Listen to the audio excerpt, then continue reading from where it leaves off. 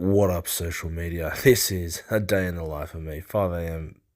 Not much fun. Off to the gym, knee rehab for an hour and a bit. 7 a.m. Finally made it back home. 8 a.m. Still running around after the kids. It was probably the most unproductive morning we've had in a long time. 9 a.m. off to the office. 10 a.m. out of the office.